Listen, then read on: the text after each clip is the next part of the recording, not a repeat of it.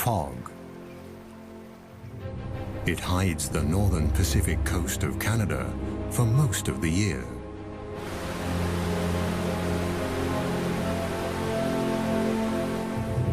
This is the Great Bear Rainforest, a forest full of mysteries and wild creatures.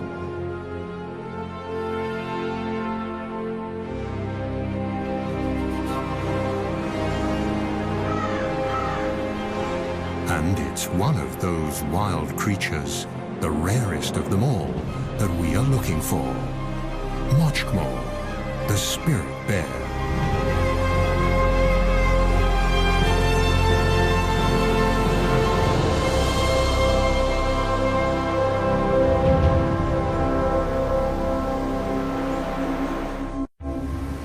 There are no roads in the Great Bear Rainforest.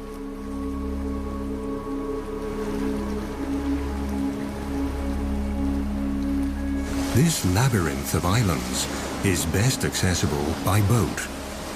These people, scientists, have to approach this rugged coastline from the water to reach the unique temperate rainforest and discover the secrets it holds.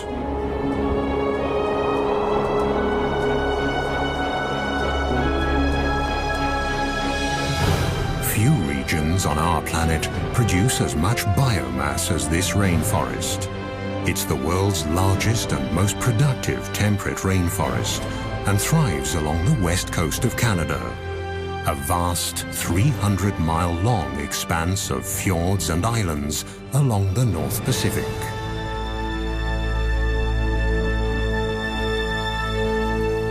Since time immemorial, these islands and forests have been home to Tsimshian nations of the Gitga'at community. The Gitga'at believe that they are one with the land, the forests, and the ocean. In their world, the animals are their brothers and sisters, and the time when the last ice age covered the west coast of Canada is also a part of this legend.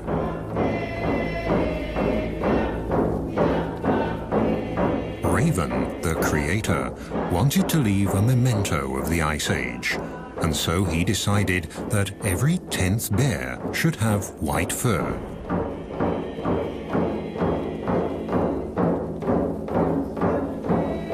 This, they say, was when the spirit bear was created, the white bear of the rainforest. To this day, these bears live deep in the forests, on the islands and along the wild rivers of the northern British Columbia coast. Only very few people have been lucky enough to catch sight of one.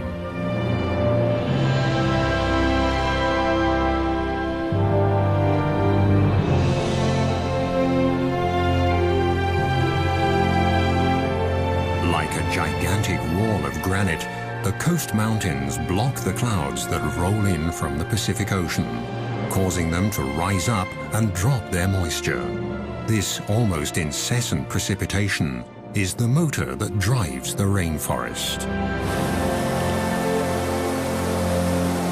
A motor that never stops and never falls silent.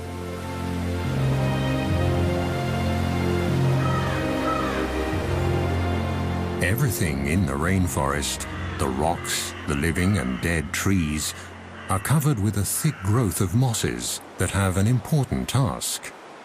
They hold the moisture in. In this way, they keep the forest humid and cool and stabilize living conditions for all animals. In the temperate rainforests of the north, biomass doesn't decay as quickly as in tropical rainforests. The destructive organisms here are slow and need a lot more time to do their work. Yet this rainforest is more productive than those in the tropics.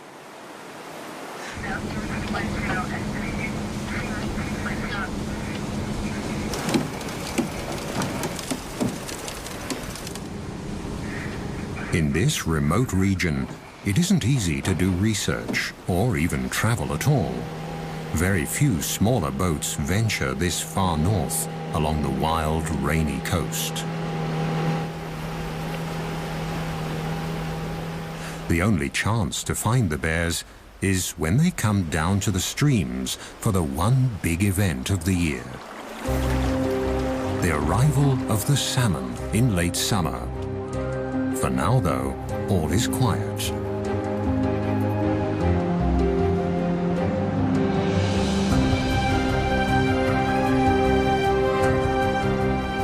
Is this the quiet before the storm?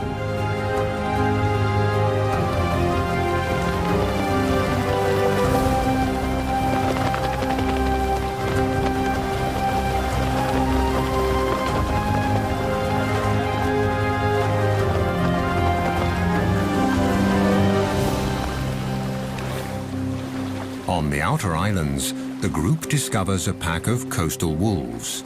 These rather small wolves are a genetically distinct subspecies of the grey wolves that live further inland.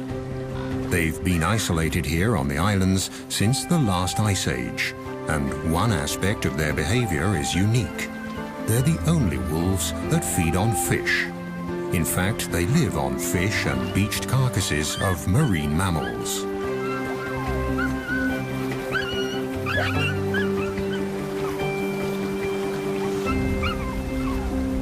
Food that also attracts other hungry visitors.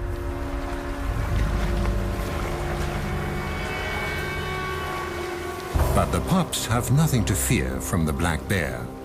During the spring and summer months, the bears eat berries and grass, and they move slowly to save energy because there are not enough nutrients in the grass to help them gain weight. The river otters living on these islands have also adapted to the salt water. The bear is no threat to them either. They're quick and clever.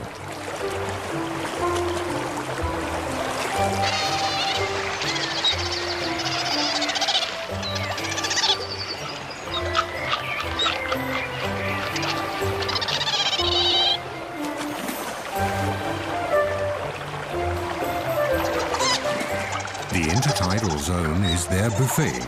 Mussels, small crabs and fish are their favorites, and they're always inquisitive explorers.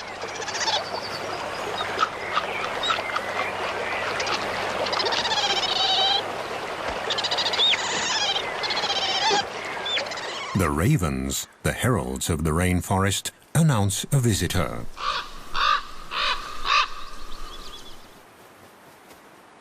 Marvin Robinson is a Tsimshian guide and a member of the Gitga'at First Nation. He's also looking for the salmon and the bears, the secret spirit bears.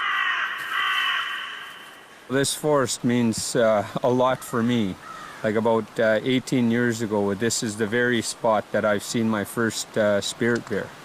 So prior to that, it was all hush-hush about this bear, the sacred bear really to us. And we weren't even allowed to talk about it anytime. We were told to keep quiet if we seen one, don't tell nobody. It was a special treat to whoever got to see one. You know, there was very few that got to see one of these rare bears. And ever since I started, we've found some really special places that we keep to ourselves.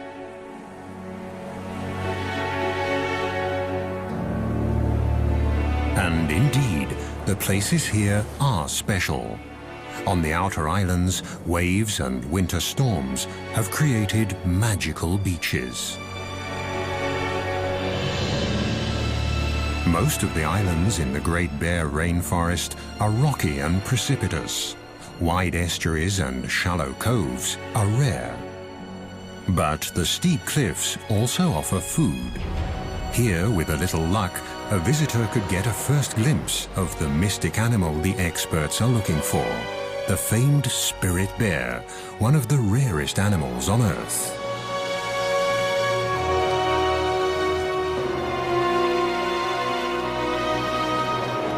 The bear's prey is glued to the rocks in the intertidal zone. Barnacles grow in the cold waters of the North Pacific, and at high tide, when they're covered with water, they look almost like animals from another world.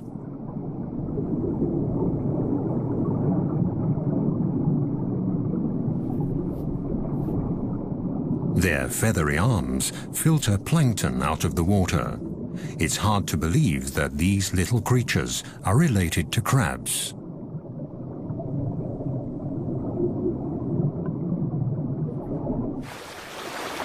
This bear's barnacle hunting shows again how important the ocean is for the nourishment of the forest dwellers.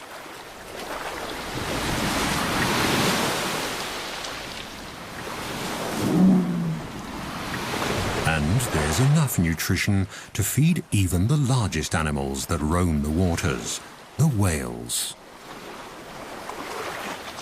At low tide, barnacles and mussels are exposed along the rocky shores. Their shells are closed tight.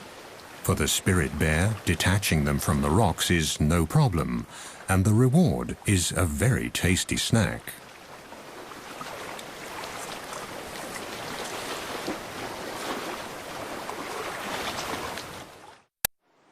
Some of the oldest and largest trees in Canada grow here. The giant Sitka spruce, the ancient yellow and red cedars, and the hemlock, trees that need the cool, the fog, and the rain. They are the foundation of the temperate rainforest.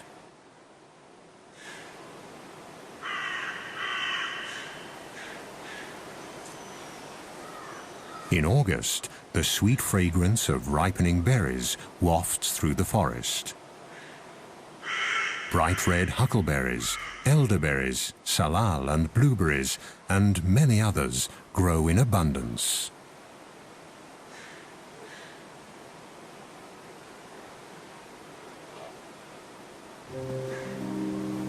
For the bears, the berries are a crucial staple to tide them over the leaner months of the summer before the salmon arrive.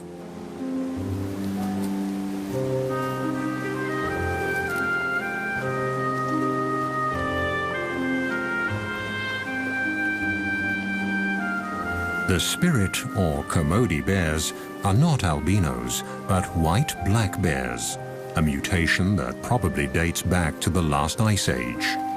And between the rocks and the trees, white is a good camouflage. The bear's sweet tooth also helps the bushes to spread. They pass up to 400,000 seeds per day in their droppings.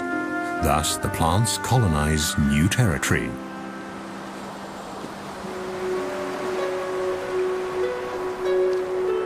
In the temperate rainforest, fog can cover the land in a grey veil within minutes. And it can plunge a sunny landscape into deep gloom. Along the mainland coast, the islands of the Great Bear Rainforest lie close together. At high tide, millions of gallons of nutrient-rich salt water rush inland through the narrow channels to flow back out at low tide, thus linking the ocean and the land. The currents sweep along everything in their path, creating a rich broth full of life.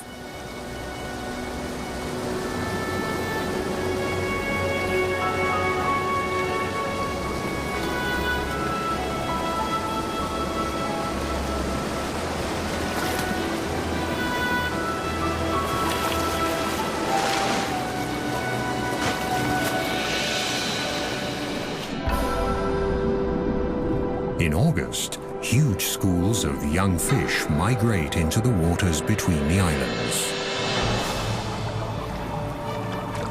Close behind the fish are the humpback whales. They throw nets of air bubbles to trap their prey.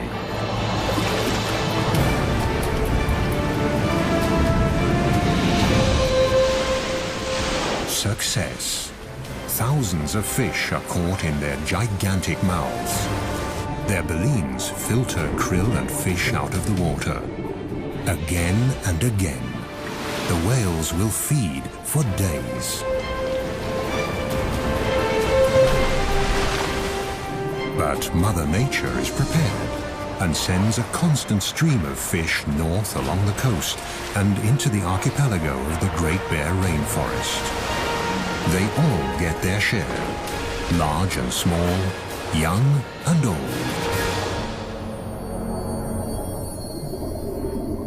This is the land of milk and honey, the Galapagos of the north. The productive zone extends far below the water. The species here are not as numerous and varied as in a tropical coral reef, but the vibrant colors and the sheer size of the underwater organisms can easily measure up to the tropics. Deeper down, among colorful mollusks and cold water corals, the ocean harbors another secret of this region, a life form from the age of the dinosaurs. A glass sponge. The intricate and beautiful structures of this 300-million-year-old organism are made of glass and very fragile. The rivers and streams of the Great Bear Rainforest wash sediment into the ocean constantly, and the nutrients slowly sink down and feed the coral. Its red branches that can thrive in this 6-degree cold water are the perfect hideout for small crabs and fish.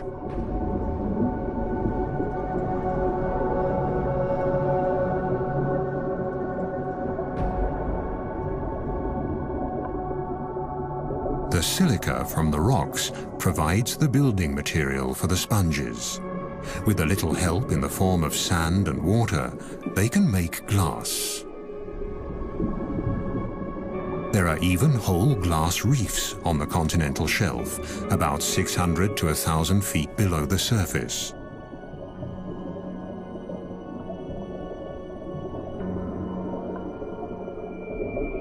These ancient organisms build complete reefs, powered by nutrients and runoff from the rainforest. High above the reefs, a female humpback is playing with her calf. Thanks to the rich feeding grounds, the little one is growing fast. In a few months, when they leave the cold waters and head south, they'll need all their strength.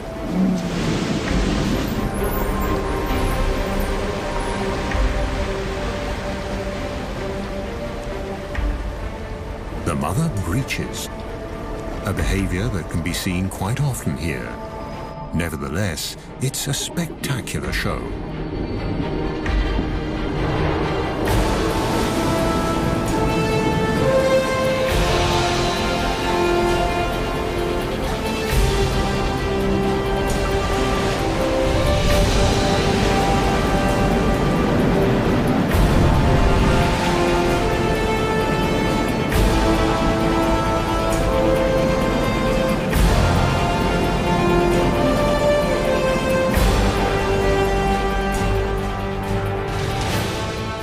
The beginning of September, and the fish run that all the animals here are anxiously waiting for is approaching.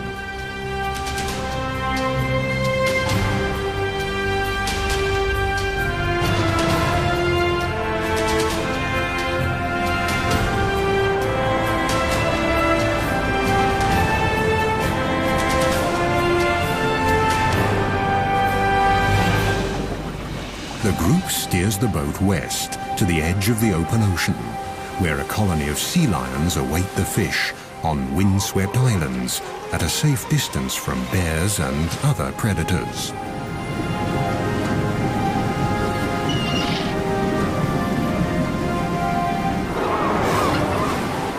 The Steller sea lions are the largest of the eared seals. They're an endangered species that lives on the rugged outermost islands along the Pacific coast.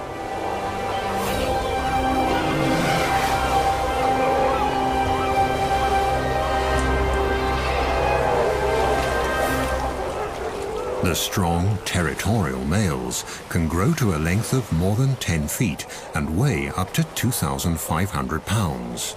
Each of them has a dozen or more of the much smaller females in its part of the colony.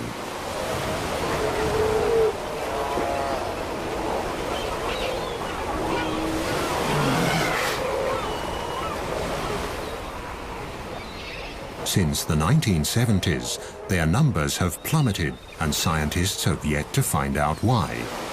Overfishing of the Gulf of Alaska could be one of the reasons.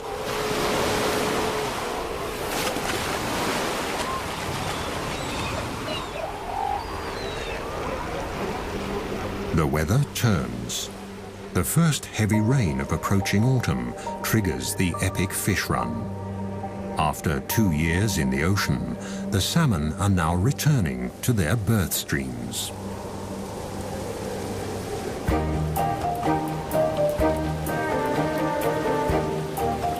Are the fish here yet? A mother bear and her 2 white cubs patrol the shores of Princess Royal Island. Here, 1 in 10 black bears is white. The white fur color is passed on through a double recessive gene. White cubs will only be born if both parents carry that gene. And bears with black fur can also carry the spirit bear gene.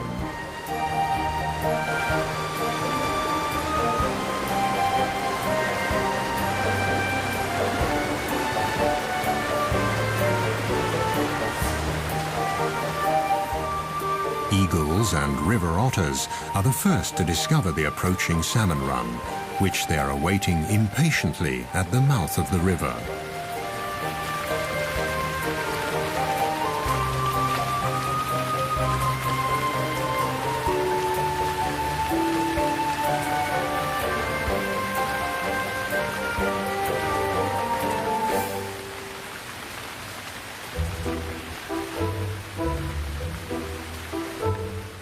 Further upriver, a black bear mother checks the water level.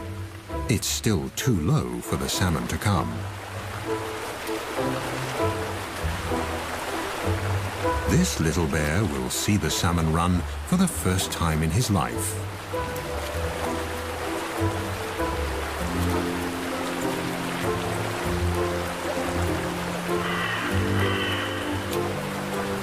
It won't be long now. It's early September, and the time has finally come for the big feast. Eagles and bears, sea lions, otters, even the trees are waiting for the arrival of the year's biggest single source of nutrition.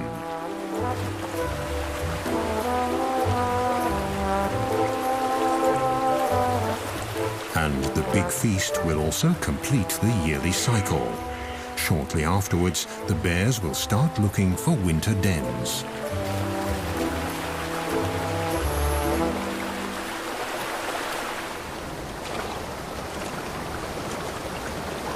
Bear tracker Marvin Robinson is hopeful. The rivers are rising. He's checking for clues on the islands as well as on the mainland.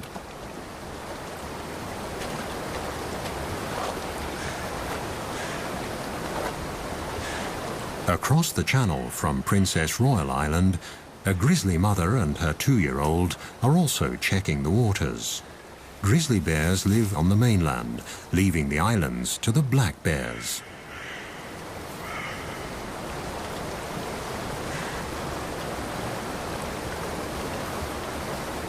Grizzlies usually live higher up in the mountains, but for the salmon, even they descend to the estuaries along the coast. Marvin is concerned. The rains came late. He hopes the salmon run won't be affected.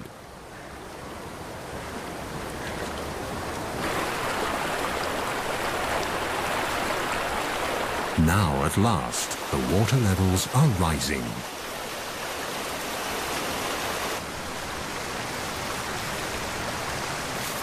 The grizzlies use the waiting time to stock up on sugar, trying to pull the last crab apples off the trees along the riverbanks.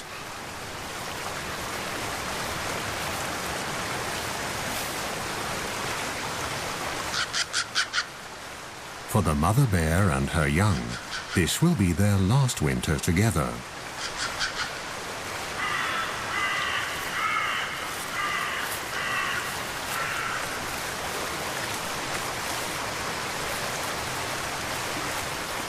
If she can fatten up enough for the winter, she'll have a new cub next spring. But if the salmon run isn't good enough, she'll reabsorb the already incubated egg in her womb during hibernation. Still no salmon, but now the autumn rains have really picked up. this region gets an incredible 4,500 millimeters of precipitation per year. That's 4 times the rainfall of a wet city like Vancouver, further south along the coast. This is a true rainforest. Autumn has arrived, and the first geese are migrating.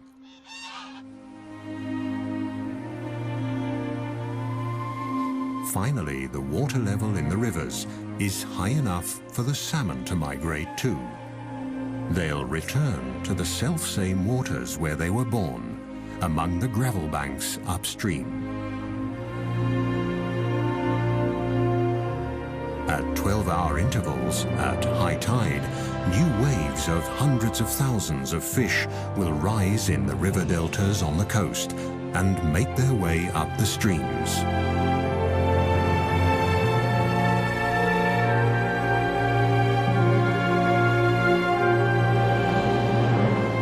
The clear waters of the wild streams along the northern coast of British Columbia are the habitat the salmon need to reproduce.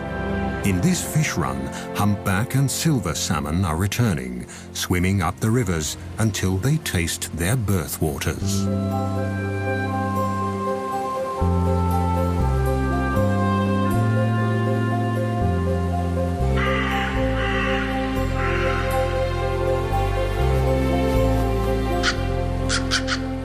They're here.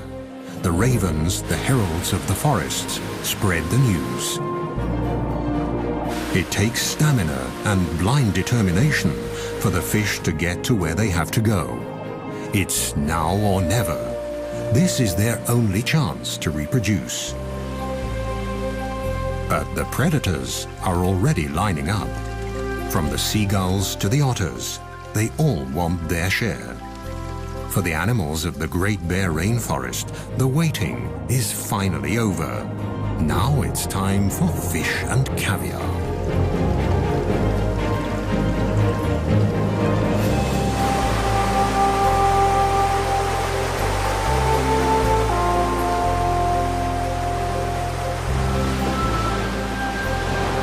The fish that don't make it are swept away by the raging current, ending up on the rocks and in the kelp of the intertidal zone, right at the feet of the waiting bald eagle. Its sharp beak is perfect for tearing up fish.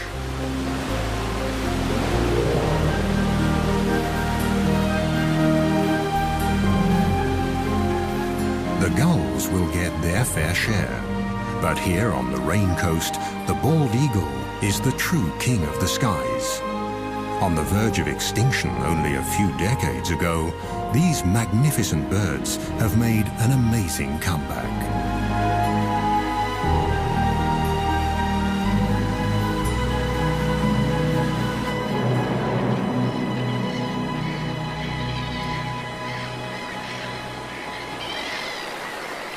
On a bank in the stream, the raven patiently waits for the black bear to finish his breakfast.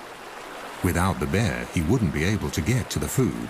The skin of the fish is simply too thick.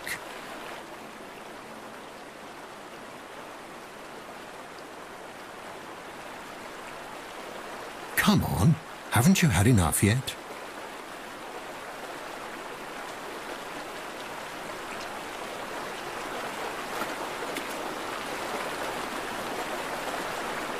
One salmon that never fulfilled his reproductive destiny.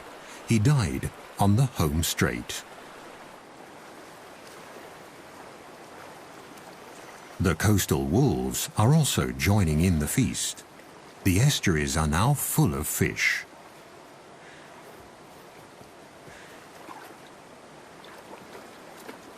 The youngsters are still learning the tricks of the salmon trade.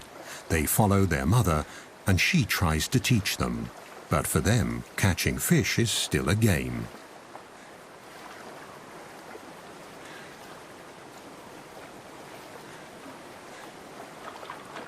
In the shallow tide pools, it's easy to see and grab the salmon, which are tired, in fact almost exhausted from their long journey.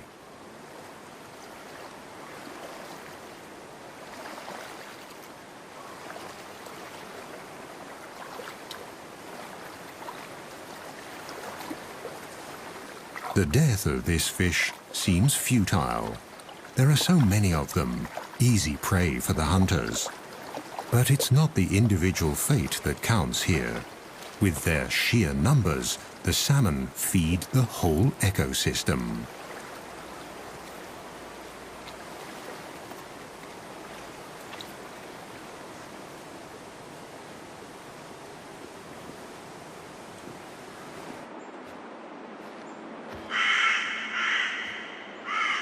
Further back in the forest, Marvin often finds leftovers. Sometimes the wolves carry the fish deep into the woods. The wolves don't consume the whole salmon. They only eat the brain. So they carry the salmon off and maybe a little bit further up the sides of the valleys and stuff because there's a parasite in salmon that if the wolves get it, it could kill them. So basically what happens with the wolves is they've taught each other that it's only safe to eat the brain. The gushing waterfall further upstream seems insurmountable. But the fish keep trying, again and again. For them, it's quite literally do or die. And for the strongest, stamina eventually pays off.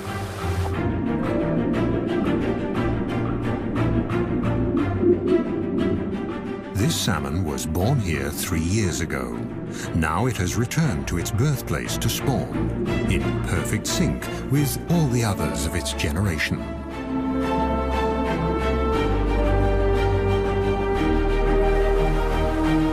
In the first few months after hatching, the fry will stay in their birth streams. Then, during the following summer, they'll drift downriver towards the sea, where they'll feed and mature. They'll stay in the Pacific Ocean for 2 years. Then they'll return to the Great Bear Rainforest to spawn and die.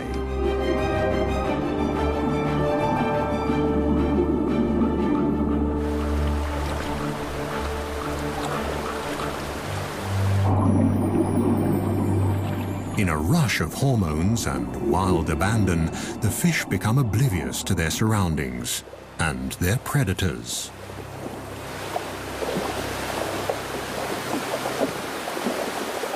But even now, on their deathbeds, the males fight each other, hooking their deformed jaws together, expending their last ounce of energy for a better position to pass on their genes.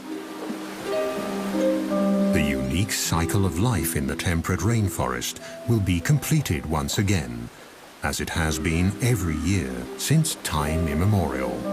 The gulls and all the other animals of the coast are the lucky beneficiaries.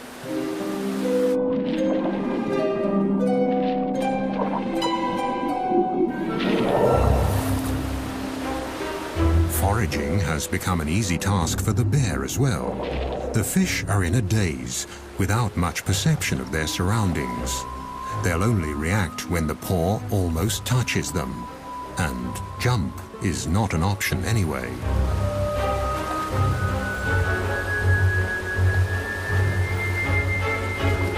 The fish look battered. The journey has taken its toll. Now the bears can afford to pick and choose. This spirit bear even leaves a half-dead male salmon, discolored by fungi that have developed on its return to fresh water. The females that are still carrying their eggs taste much better.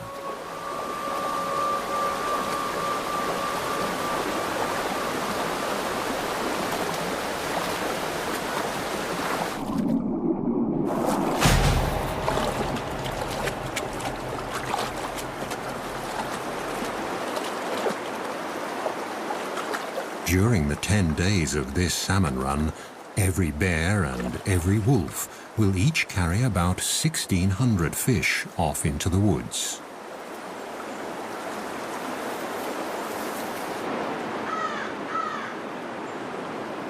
But it still isn't easy to find the spirit bears. Even for experienced trackers like Marvin, who take researchers and visitors to these streams, it's a special treat to watch the white bears during the salmon run. So far, they've only seen black bears and squirrels.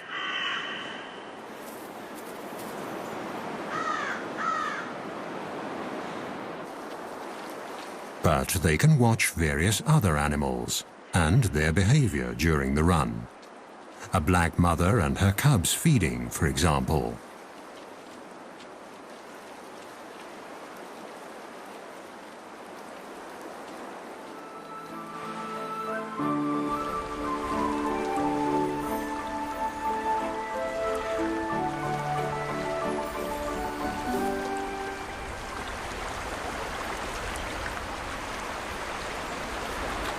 Let's see how to get to the fish. In the crystal clear water, they're easy to see, and they seem tired enough, so they should be easy prey.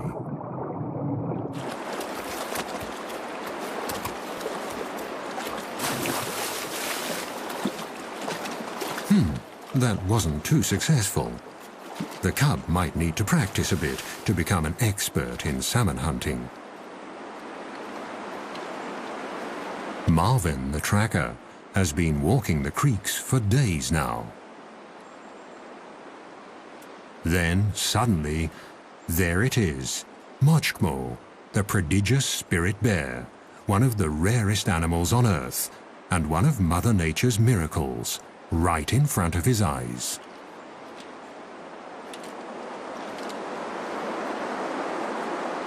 According to a scientific study, their white fur could give the Kermode bears a slight advantage in catching fish.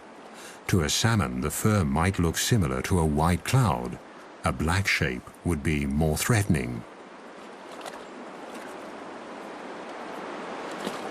Marvin prefers to believe the legends, that the fur is a memento of the Ice Age. And the cloud hypothesis isn't proven anyway. In lean years, the white fur might make a difference. But at the peak of a good salmon run, no bear, whatever its color, has any difficulty catching fish. The bears almost work themselves into a feeding frenzy. During the rest of the year, the white and black bears rarely mingle. But now they all converge at the prime spots on the streams.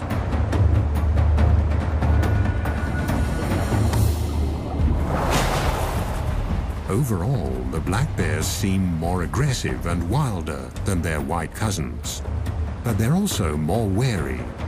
Could it be because, unlike the white bears, they've been hunted before? But wary or not, all the bears have to come to the streams. They have to store fat for hibernation.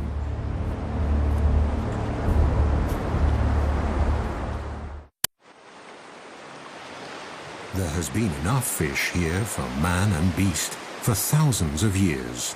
For the Great Bear Rainforest, it's a matter of survival.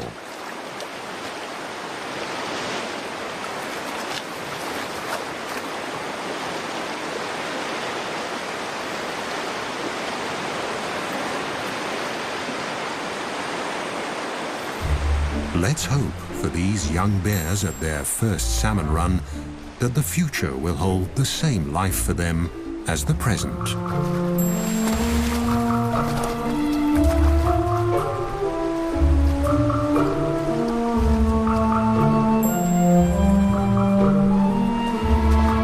According to native law, the black bears discriminate against their white siblings.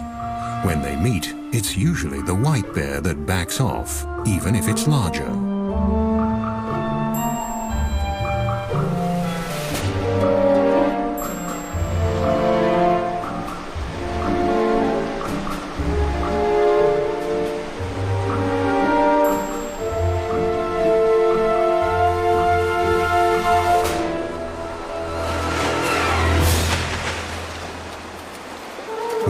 One last fish for the road should be all right. There are so many of them. But the envious competitor is watching, and so the spirit bear withdraws.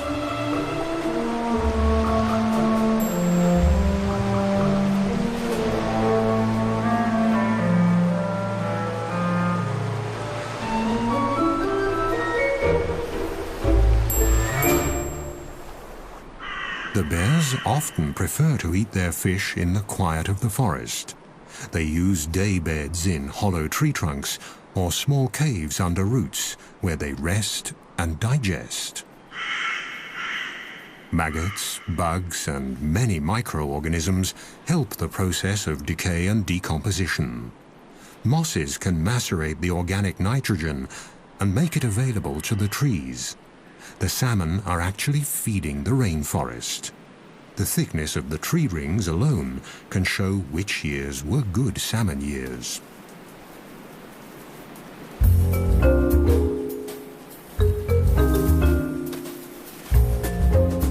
Just a few weeks later, autumn sets in. The salmon run is over, but the forest and its animals have gathered crucial reserves and strength for the winter.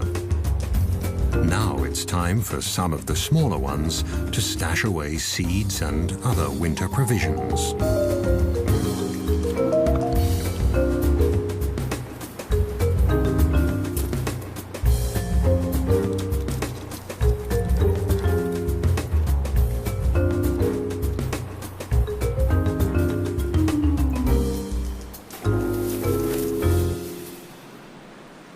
Now that the stomachs are full, silence returns to the Great Bear Rainforest.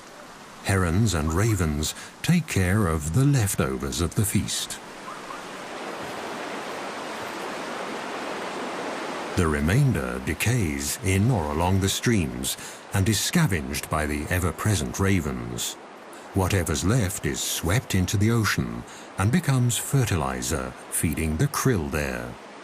Nature almost seems wasteful, but this brief overabundance has a deeper purpose. The carcasses pass nutrients on into the water. This is their last gift to a new generation of salmon. Thus, the end of one fish run lays the foundation for the next. The parents make the ultimate sacrifice for the sake of their offspring. This cycle, already many thousands of years old, is the motor that drives the entire ecosystem of the temperate rainforest along Canada's northern Pacific coast. But it's not just the motor that makes a system function. Only if all the individual parts are in place and in the right place will the rare and special life forms along this coast survive. This is the insight the experts have come to on their way back from the expedition.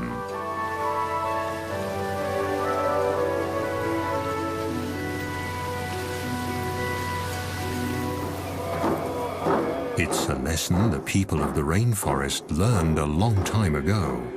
Their songs and icons tell of all the creatures of the forest and the ocean. But the spirit bear is the one special animal, the iconic species, that symbolizes the spirit of the rainforest.